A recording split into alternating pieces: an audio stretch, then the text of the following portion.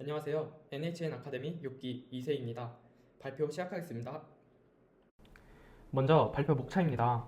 개발 시작, 개발 중간, 사과 패턴, 앞으로의 계획 순으로 발표를 진행하겠습니다. 개발 시작입니다. 먼저 프로젝트를 소개해드리겠습니다. 약 8주간 진행하여 MSA 기반 도서 이커머스 서비스를 제작했습니다. 오른쪽에 보이는 것처럼 도서를 구매할 수 있는 웹 서비스를 제작했습니다. 고객이 주문을 하기 위해서는 다양한 결제 수단이 제공되어야 합니다. 따라서 확장성을 고려하여 개발을 시작했습니다. 페이먼트를 제공하는 서비스는 다양합니다. 이들을 구현하려면 어떻게 해야 될까요? 토스 페이먼트 컨트롤러, 카카오 페이먼트 컨트롤러처럼 각 서비스마다 컨트롤러와 서비스를 만든다면 수많은 클래스가 늘어날 것입니다. 위와 같은 이품은 지옥에 빠질 수 있을 것입니다. 앞서 말했던 이품은 지옥을 벗어나기 위해서 각 페이먼트를 묶어서 보니 요구하는 값들은 다르지만 모두 공통으로 결제 승인과 결제 취소로 행위를 묶을 수 있다고 생각했습니다. 따라서 인터페이스로 해당 기능을 아우르는 페이먼트 타입을 만들고 각 결제 서비스를 구현체로 구현했습니다.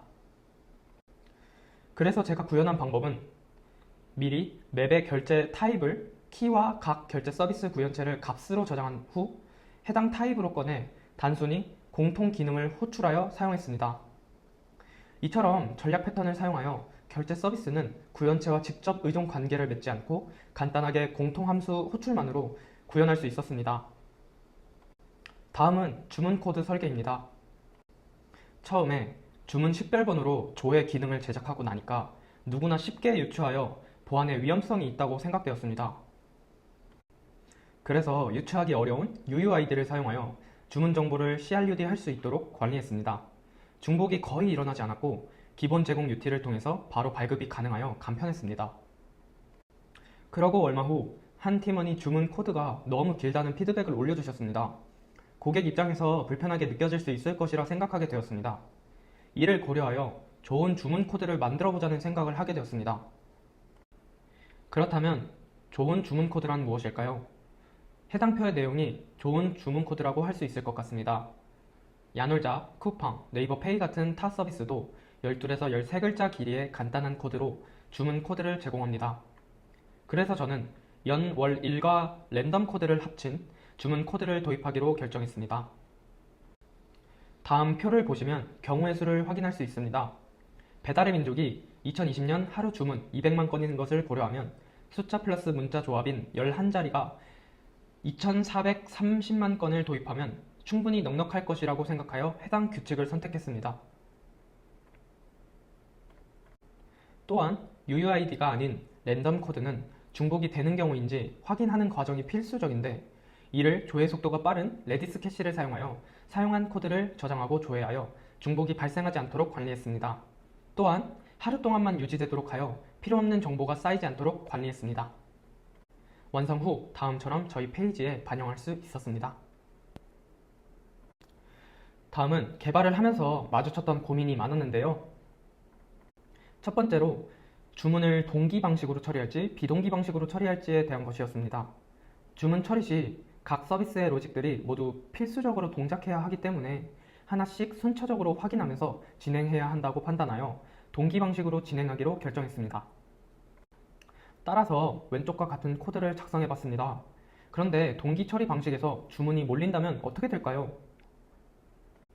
서비스가 순차적으로 주문 로직을 수행하느라 다른 로직을 처리하지 못하는 것은 마치 줄을 세우는 것과 같습니다.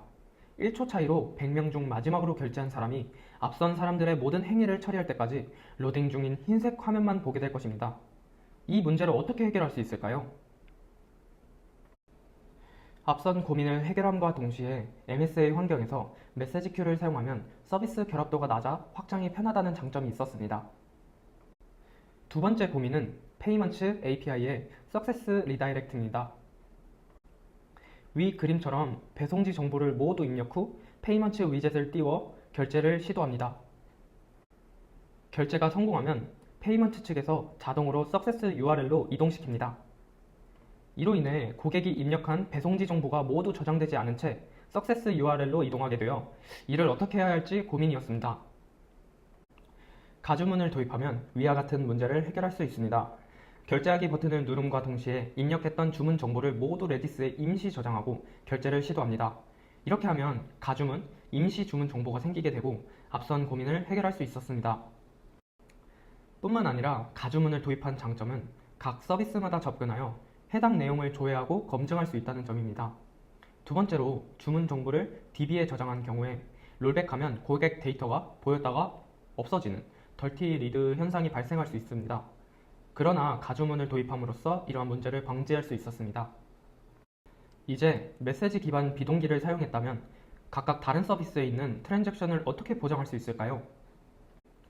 마이크로 서비스 아키텍처를 적용할 때 많이 어렵고 고민되는 부분이 분리된 데이터베이스 간의 트랜잭션을 어떻게 보정할 것인가, 어떻게 신뢰성을 확보할 것인가입니다.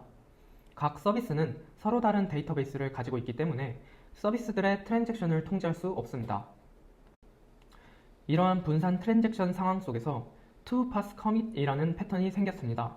이는 돌다리도 두드려서 건너라 라는 속담과 비슷하게 먼저 다른 DB에서 해당 로직을 실행하여 가능 여부를 확인한 후 정상적이라면 실제 DB에 반영하는 방식입니다.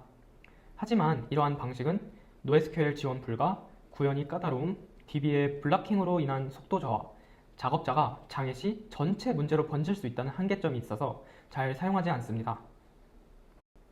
to pass commit은 사용할 수 없는 분산 환경에서 데이터 일관성을 위한 방안으로 나온 것이 사가 패턴입니다. 사가 패턴은 그리스어로 말해진 것, 말로 전하다 라는 뜻으로 위 영상에 너트를 조이고 전달하고 망치를 두드리고 전달하는 것처럼 전달하여 트랜잭션을 연속적으로 수행하는 방식입니다. 사가 패턴은 오케스트레이션, 코레오그라피 두 종류로 나뉩니다. 살펴보겠습니다. 먼저 코레오그라피 사가입니다. 코레오그라피 사가 패턴은 서비스 자체에서 로직을 수행 후 메시지를 발행하여 다음 서비스에게 전달합니다. 서비스가 성공한다면 바로 다음 서비스로 전달합니다. 모두 전달했다면 트랜잭션이 성공했음을 의미합니다. 다음은 오케스트레이션 사가 패턴입니다. 인보크 함수가 주문을 생성합니다. 메시지는 서비스 1에게 도착하고 다시 메시지가 인보크 함수에 도착합니다. 매니저는 다음 로직을 실행할지 롤백할지 선택할 수 있습니다. 정상적이라면 다음 서비스로 매니저가 전달합니다. 이렇게 트랜잭션 처리를 위한 인스턴스가 별도로 존재하는 것을 오케스트레이션 사가 패턴이라고 합니다. 두 패턴의 차이점은 다음과 같습니다. 저는 오케스트레이션 방식을 선택했는데요. 그 이유는 주문의 경우 장애 발생 시 어느 서비스가 문제인지 빠르게 모니터링하는 것이 중요하다고 생각했습니다. 또한 코레오그래피 방식을 사용할 경우 각 서비스마다 다른 서비스의 메시지를 발행하는 코드를 추가해야 할 때 순서가 바뀔 때마다 전체 서비스의 코드를 변경해야 하는 불편함이 있었습니다. 따라서 각 서비스의 상태를 확인하기 쉬운 오케스트레이션 방식이 더욱 적합하다고 판단하여 개발을 진행하게 되었습니다. 다음은 보상 트랜잭션에 대해 소개해드리겠습니다. 한 서비스가 고장이 나면 어떻게 될까요? 예를 들어 직원이 손님에게 커피를 쏟았다면 직원은 손님에게 보상을 해야 합니다. 이처럼 타 서비스의 트랜잭션을 통제할 수 없는 상황에서 커밋이 이미 진행된 경우 롤백을 해야 한다면 이미 반영된 데이터에 반대의 값을 주어 보정하는 방법이 필요합니다. 이를 보상 트랜잭션이라고 합니다. 사가 패턴에서는 위 보상 트랜잭션을 사용합니다. 위 그림은 저희 서비스 모식도인데요. 앞서 말했던 특정 서비스 실패 시 매니저가 보상 트랜잭션 메시지를 발행합니다.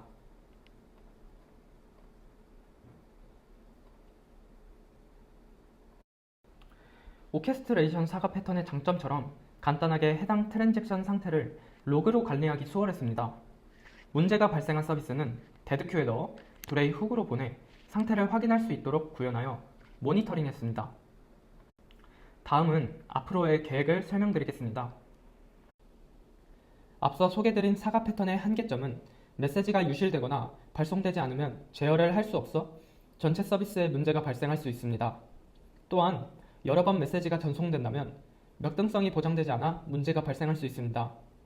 그래서 이를 보완한 것이 아웃박스 패턴입니다. 순서를 보겠습니다.